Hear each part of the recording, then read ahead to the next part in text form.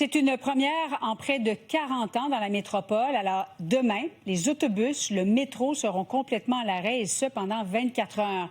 Et pour l'instant, on ne sait toujours pas si la grève d'un mois, qui va commencer véritablement demain jusqu'au 28 novembre, pourra être évitée.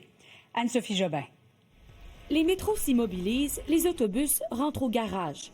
Malgré des jours et des jours de négociations, aucune entente. Il n'y aura aucun service de la STM à Montréal samedi. Alors, je me réveille facile à 5 h du matin pour... je travaille à 7 h du matin demain. Je suis plus capable de me déplacer. Je suis obligé de prendre un Uber. On le sait que c'est exceptionnel et c'est extrêmement dérangeant pour notre clientèle. C'est le tribunal administratif du travail qui a donné le feu vert au syndicat des chauffeurs. Les usagers peuvent emprunter des modes de transport alternatifs, a souligné la juge. Mais sur le terrain, ça risque d'être le chaos, surtout avec les matchs des Alouettes et des Canadiens de Montréal prévus samedi. Il faut savoir que dans les dernières années, on a réduit drastiquement le nombre de stationnements au centre-ville de Montréal, justement pour privilégier le transport en commun. On ne sait pas comment les gens vont faire. Pas de transport collectif avec 25 000 personnes. Le trafic va être infernal. On va rajouter des effectifs là, pour assurer la fluidité, la sécurité là, des gens qui vont se déplacer. Certaines organisations ont pris des mesures pour pallier l'interruption. Communauto mettra le maximum de véhicules à disposition et Bixi ajoutera des stations près des lieux achalandés. L'application Uber a d'ailleurs annoncé qu'elle plafonnera ses tarifs dynamiques.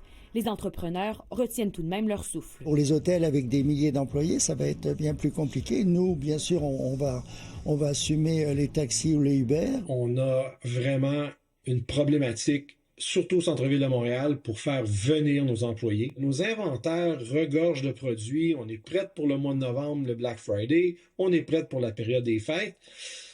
C'est vraiment un mauvais timing, là, cette grève-là. C'est la première fois en 38 ans que le service de transport sera complètement à l'arrêt. C'est que la population, il faut qu'elle sache qu'on se bat pour eux aussi.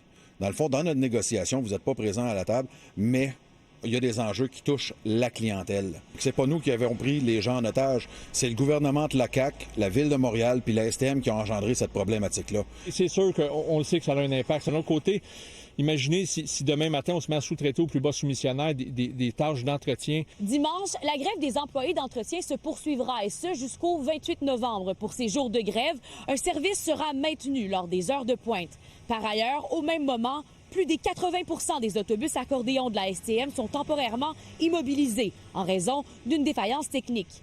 Anne-Sophie Jobin, TVA Nouvelles, à Montréal.